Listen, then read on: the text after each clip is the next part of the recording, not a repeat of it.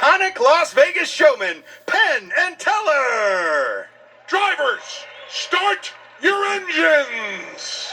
Remember Desert Bus, that game on Sega? Penn and Teller? Comedians. And look, guys. I have it. Who's going to welcome us back with Las Vegas' own Kyle Busch. The green flag just ahead when the CW returns. See, I have the great 16-bit war. There's Nintendo, Super Nintendo. Glad you're here. Well, it's a pleasure. I appreciate that. Thank you guys for having me. And I don't know if Parker Kligerman's really on vacation. Is driving a race car vacation? Well, no, not for necessarily. Parker, I guess it is. Not necessarily, yeah. And I was just saying before we came on camera that I like standing next to Parker more because he's my height. I have to deal with Kyle being a little tall, but we're super excited to have you in here. 102 wins in Xfinity Series.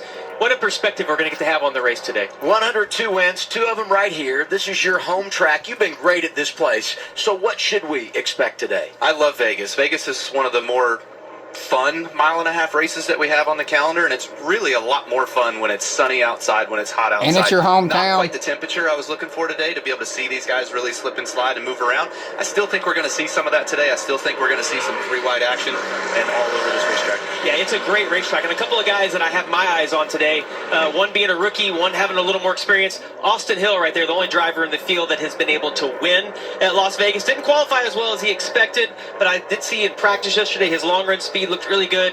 And the other is a rookie, going to start on the front row in his first mile-and-a-half track in the Nascar Xfinity Series, Carson Kvapil. We asked him, in the practice yesterday, who'd you come to for advice? And he's like, no one. I came in here blind, just going to try to figure it out on my own, and it's worked out for him. Qualified second today. He was part of a great group at Junior Motorsports in qualifying yesterday. All 4 of their cars in the top 6. They swept the top 3 positions. Sammy Smith going from the pole for the 3rd time in his career. So let's take a look at our starting lineup. When you look at that first page, front 5 rows, who jumps out, Kyle? Well, of course, Jesse Love, starting 7th. He comes into the race as the points leader for the first time in his career. So being the RCR car, I'm a little partial to the 2 today, but 3 top 10s in 4 races to start this season. That's really impressive. I heard in the pre-race there a little bit about Danny Stockman and those guys not really finding the balance that they were looking for. I don't think Danny's afraid. He's going to make some good changes to that thing. He's going to be a force today. Yeah, and we just talked about him. Austin Hill, you see right here, only guy in the field that's been able to win in the NASCAR Xfinity Series at Vegas. And Christian Eckes, first start here, but you keep your eyes on him because he's in a Colic car that won here last year, and he's actually won a truck race at this track. Saw Brandon Jones there in row 8, going to drop to the rear, unapproved adjustments there. And you go to row 12, Josh Williams coming off his best run of the season, 12th at Phoenix, alongside Sheldon Creed. Never had a top 5 here, but that car does have speed. Was good yesterday in practice. And rounding out the field, someone else to watch is Austin Green, row 18. Second start of the year. But the other thing I would point out, he's a noted road racer. This is only his 3rd start all time on an oval. So it'll be fun to watch Austin Green compete here this afternoon.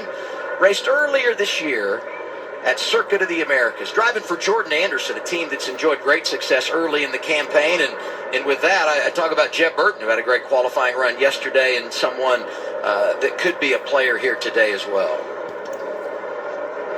We're watching Connor Zilic, qualified inside the top 5 yesterday. Let's talk to him. You dial him up, Kyle. Hey, Connor, this is Kyle Busch up in this CW Sports booth. Coming to Las Vegas as an 18-year-old, what does one do in Sin City?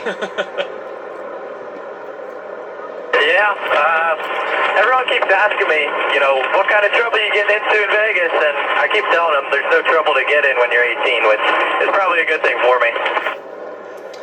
All right, so coming in, you're hot. You've won in your first Xfinity Series start. You won a couple weeks ago at COTA. Now you're on a mile-and-a-half. What kind of learning curves do you feel like you've had to go through so far as a young driver in the mile-and-a-half world? Yeah, the biggest thing for me is just figuring out the air. That's one of the tougher parts of these cars, especially the Xfinity cars. There's a lot of ways to manipulate air and to give yourself an advantage. So, I'm excited for today. First time in Vegas. We've got a really fast WeatherTech Chevrolet. Just got to execute all day and stay up front. All right, man. Best of luck. Show us what you got. I'm happy for our pit reporters today. Because yesterday it was cold and windy when they were down there working, practicing, qualifying. Less wind today, full sunshine. Let's hear from Kim Kuhn to start things off this afternoon. Hey, Kim.